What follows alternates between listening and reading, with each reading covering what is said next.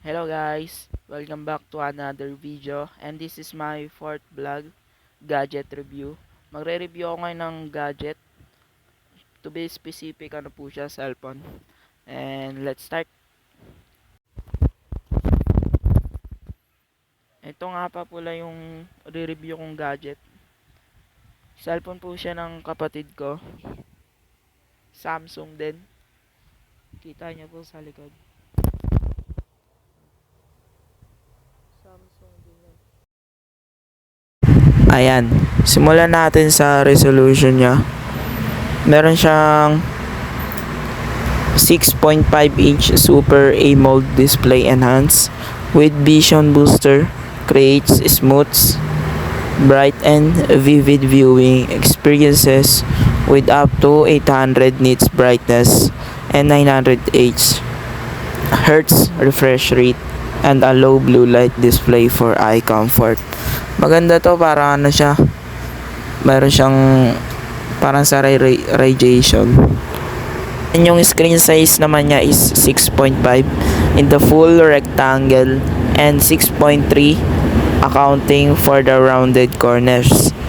Actual viewable area is less due to the rounded corners and the camera cutout. 800 nits at HBM or high brightness mode. Galaxy A15 5G. 5G siya. Display review, eye care certification by SGS based on its ability to reduce the harmful effects of the blue light. Yan, kung makikita nyo, nagpicture ako dyan para makita nyo kung gaano kalinaw. Papakita ko din yan. Yan, pakita ko. Ayan, makikita nyo, malinaw naman siya kahit papano. Mamaya papakita ko din yung gameplay sa mabibigat na games gaya ng ML tsaka COD. Makikita nyo rin mamaya.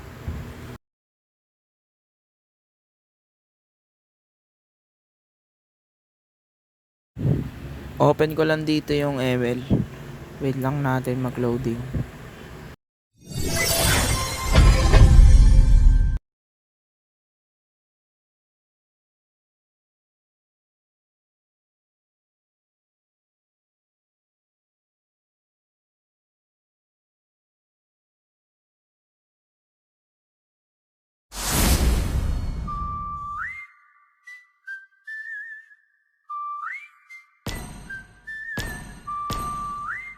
Ayan, na-open na natin.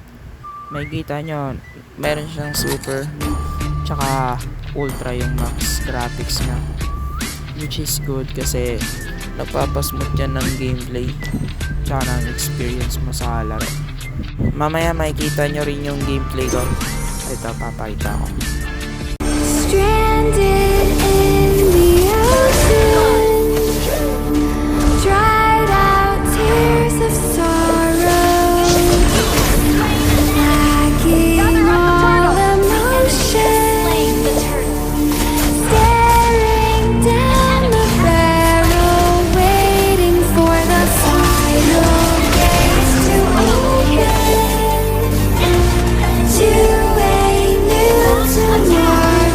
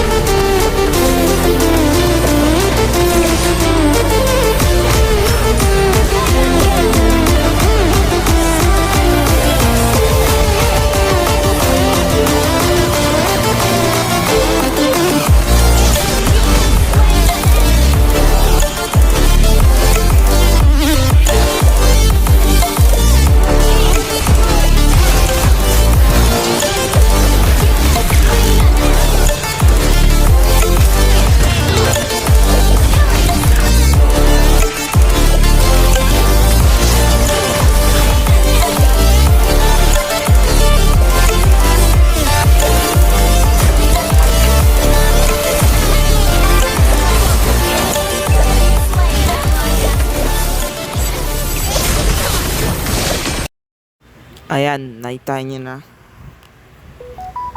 Dito, open ko naman yung code. Mas mabigat to kaysa sa ML. Kasi, magkaiba lang yung resources dito. Tsaka, mas malaki yung kailangan na ano.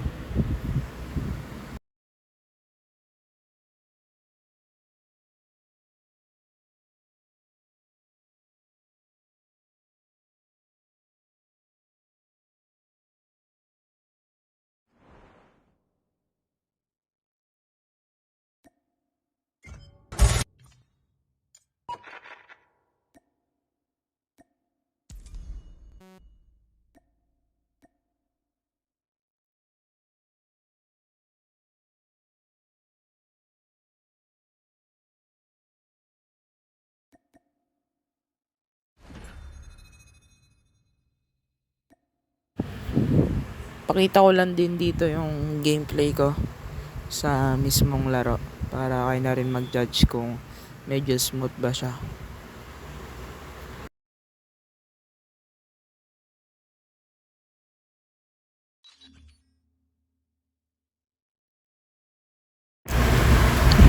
Yan. Tayin lang natin. Dami kasing loading to.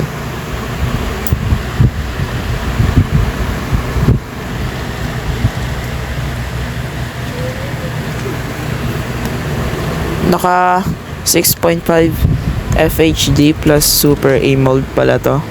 50 MP camera. So, tatlo yung camera nito sa likod. 5X octa-core processor. Medyo goods to. Maganda rin palaro pag may ano.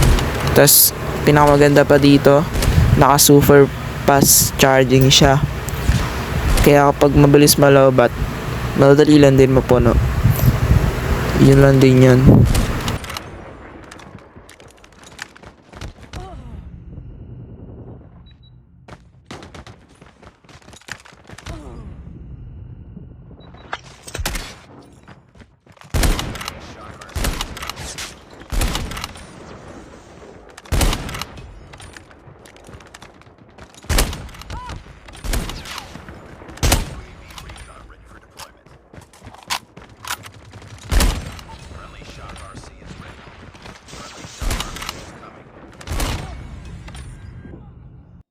Nakalimutan ko nga po pala pakita yung graphics.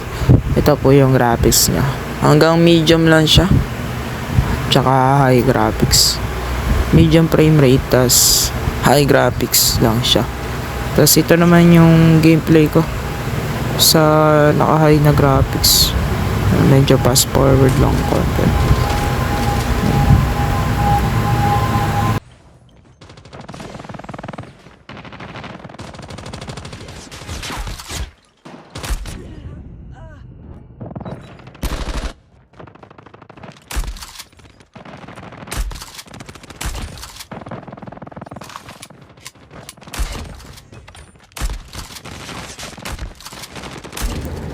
Tas yung size main display niya, ito pala yung full description sa size main. 163.9 mm or 6.5 full rectangle. Kapag nakaano talaga, rectangle yung paghawak mo. Tapos ito naman 159.5 mm or 6.3 rounded corners. Kapag sinama yung corners niya sa gilid. Yung resolution niya or main display naka 1080 to ano to? 2340 FHD na yan. Kaya bali maganda na yung pang-nood ng YouTube, Netflix, ganun. Kasi maganda na yung resolution or main display ng screen. Malinaw ba? Ma-details. Kaya maganda din. Medyo may pagka-pricey din pala to. Pero kung gaming hanap mo, wag to. Medyo tagilid to. Mamaya ako na sasabihin yung na ito. Full price. Yan, tas na rin siya. Naka color depth main display 16 mm and max refresh rate is 90 Hz.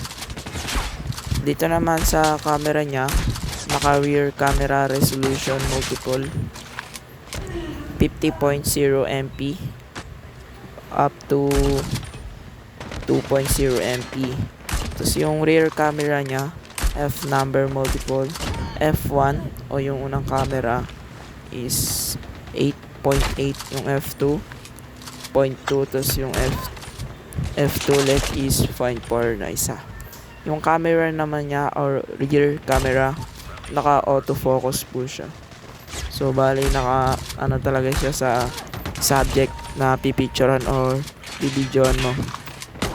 Wala pala tong rear camera or OIS. Wala siya nun. Tas sa zoom naman niya, naka digital zoom up to 10 times. Medyo malabo nun kapag umabot ka ng 10 times. Front camera naman niya resolution is 13.0 MP. And yung front camera niya or F number is F2.0. Yung and ito. Screen recorder lang yan. Video recording sa mismong screen. Yan. Nakita nyo, malinaw talaga siya, di ba? Ang sarap sa mata. Hindi gaano. Pero pwede mo naman i-adjust yan.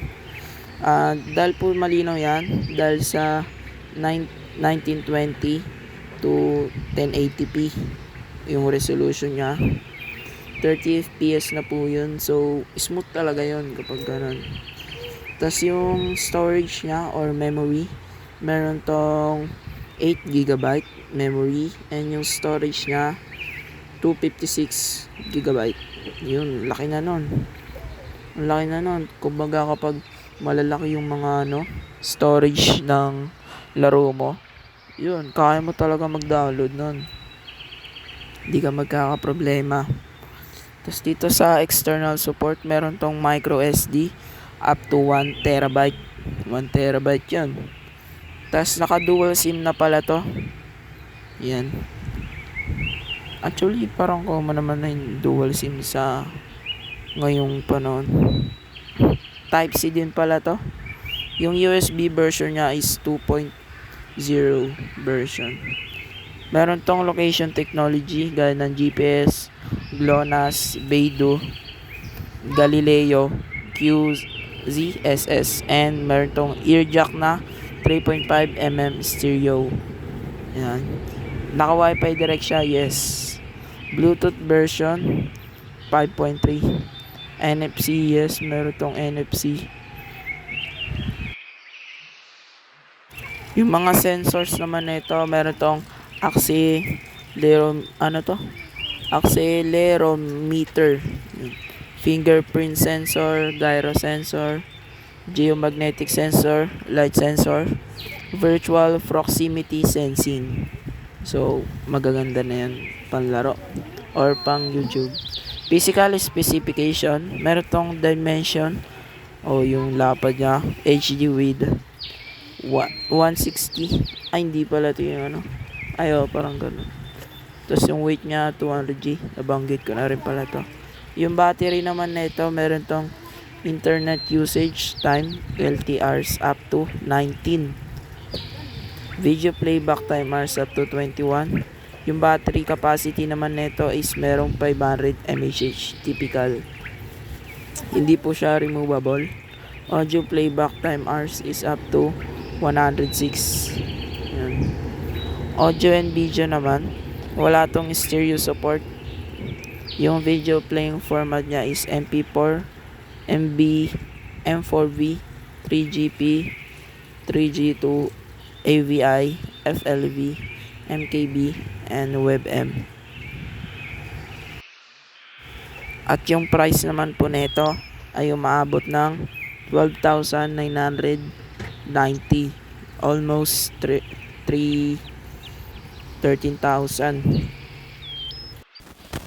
At yun guys, kung gusto nyo pa ng mga ganitong video, pakapalo na lang din po ako and pa-subscribe. Ay, pares lang pala yun. At yun lang. Thank you. Ginabi na pala ako. Yun lang. Thank you. Bye.